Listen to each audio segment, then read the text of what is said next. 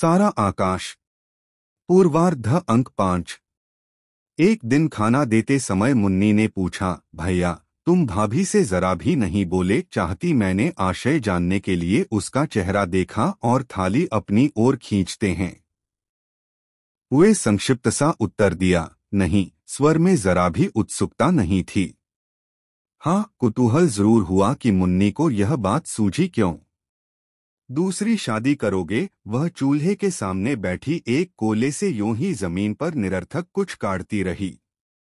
हाँ, एक शादी करा के तो उसे गला रही हो, दूसरी किसके नाम को सोचा रोएगी। अचानक मेरे मुंह से निकला। तभी सहसा पहली बार क्षण के एक अविभाज्य खंड में यह बात मेरे सामने बिजली सी कौंध उठी कि हम सब घरवालों के व्यवहार से प्रभा जाने कितनी दुखी हुई होगी। उसकी ओर से कभी भी किसी ने सोचा ही नहीं। अब तो इस तरह सब उसे भूल गए हैं जैसे वह मर गई हो।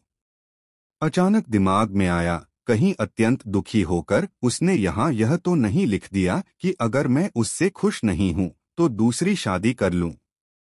पढ़ी और सुनी इस तरह की कई लड़कियों की बातें दिमाग में आईं।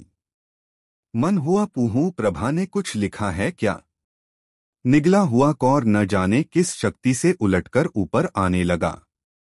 मुझे खाना बेस्वाद लगने लगा, भूख मर गई।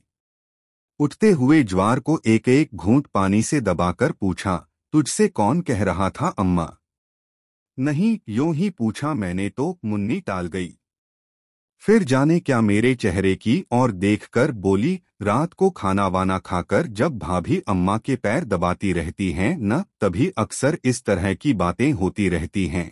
वह अपनी कलाई ऊंची करके हाथ की चूड़ियां उठाती गिराती रही।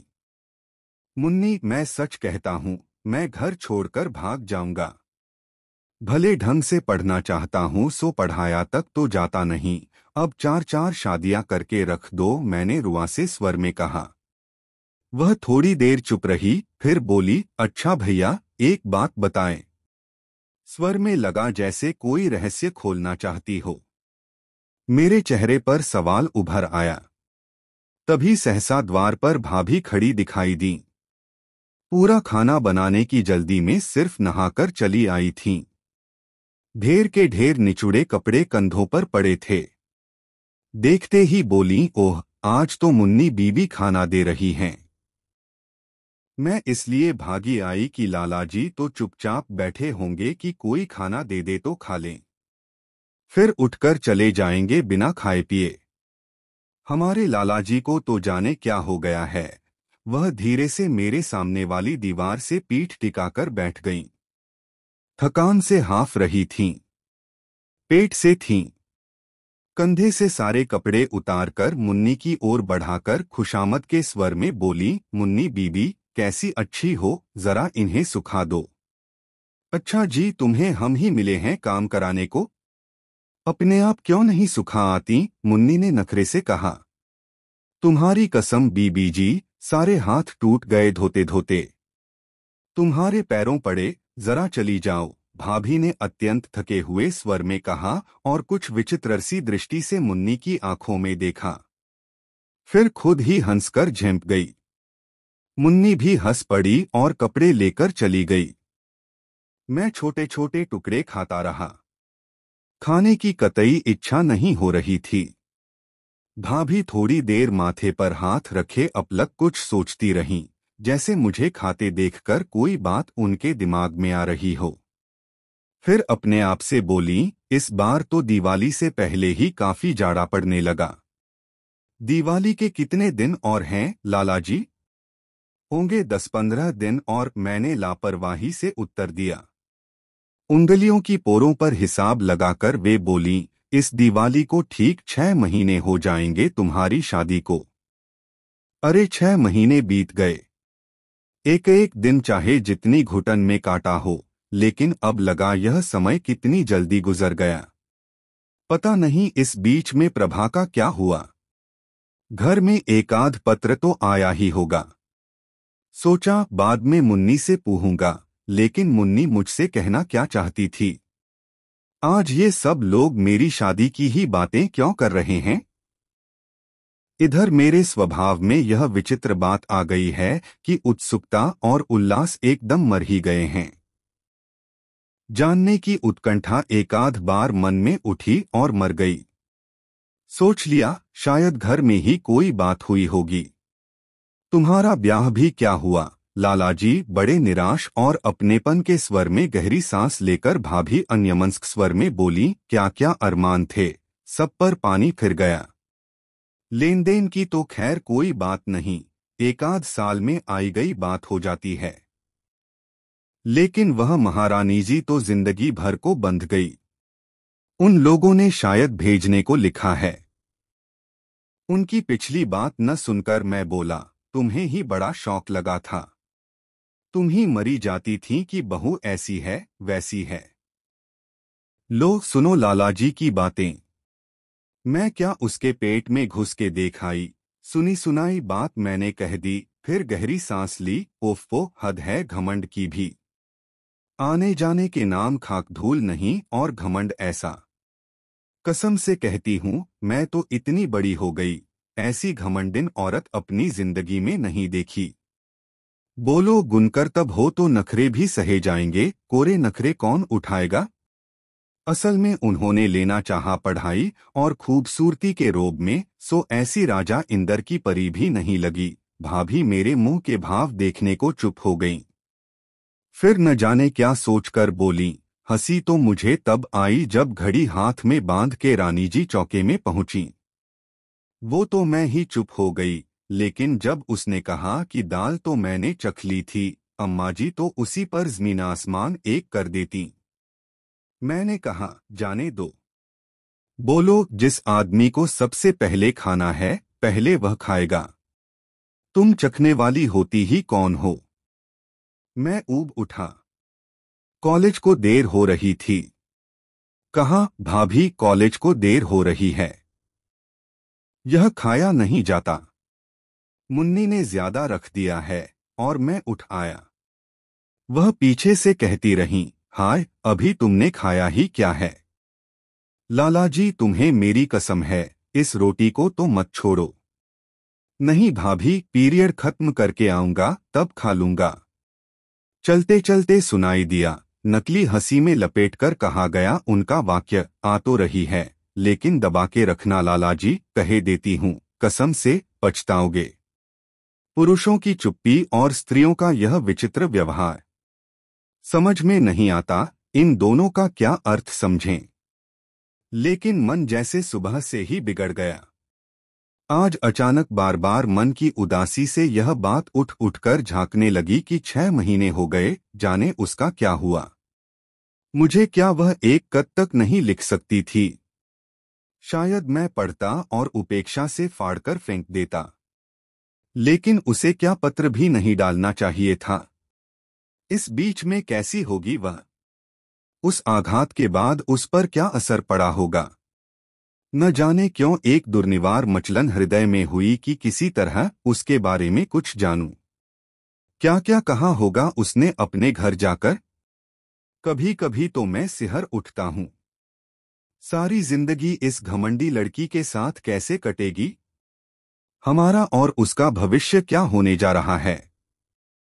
और यह फिर नए सिरे से उठने वाली दूसरी शादी की बात, कहीं मुन्नी इसी के बारे में तो नहीं कह रही थी? बोर्ड की फीस मांगने अम्मा के पास गया तो 25 रुपए का नाम सुनकर ही उनका मुंह खुला रह गया। हाय, इतने रुपए मेरे पास कहाँ हैं भैया? अपने बाबूजी से ही मांगना, बाबूजी से न मांगना पड़े, इसलिए तो मैं अम्मा के पास गया ही था। अब दिल धड़क उठा। एक बार भाई साहब भाभी से मांगने की बात भी मन में आई, लेकिन जानता था कि या तो उनके पास भी नहीं होंगे या जो वक्त बेवक्त के लिए 25-30 रखे भी होंगे उन्हें वे देंगे ही नहीं। बाबूजी कल बोर्ड की फीस जानी है। जैसे तैसे मैं उनके पास जाकर मानो अपने आप से बोला। पहले तो चुप बैठा रहा था, फिर सिर झुकाकर निहायत ही मरियल स्वर में कहा था जैसे शराब पीने के लिए रुपए मांग रहा हूं। साझघिरे बाबूजी एक खाट की अधवायन को कस रहे थे। मेरी ओर पहले तो देखते रहे, फिर घंधनाती सी आवाज में बोले, कितनी? 25 शब्द का उच्चारण मैंने इस तरह किया मानो मेरे जीवन की 25 सांसें ही बाकी रह गई हों। उन्होंने हुंकारी भरी और फिर एक रस्सी को खींचा। उसे कुहनी से दबाकर बोले, ये मेरी पेंशन के 25 रुपए आए हैं, सो इन्हें तुम ले लो। हमारा क्या है, हमें तो हड्डे पेलने हैं, जिंदगी भर सो तुम्हारे लिए करेंगे। करम में लिखा के लाए थे कि लड़के धींगरेऊंठ हो जाएं तब तक खिलाना, सो खिलाएंगे। कल परसों अमर रो रहा था कि उसकी फीस भी जानी है। अभी दिवाली गई है, खर्चे के मारे ढेर हुआ जा रहा है। कमाने वाला वही एक धीरज है, सो उसे तुम चूस के खा जाओगे, साफ दिख ही रहा है। उन्होंने कमीज के भीतर हाथ डालकर बनियान की जेब से नोट निकाले और बिना गिने ही मेरे सामने खाट पर डाल दिए। अब उठा लो इन्हें, यों खड़े-खड़े मेरा मुंह क्यों ताक रहे हो? मेरी हिम्मत नहीं थी कि सामने पड़े नोटों को उठा लूं। एकदम मन में आया कि यूं ही उल्टे पैरों चला जाऊं और इस सारी पढ़ाई लिखाई में लात मारकर कहीं से लाकर रुपयों का इतना बड़ा ढेर लगा दूं कि इन लोगों का भी मन भर जाए।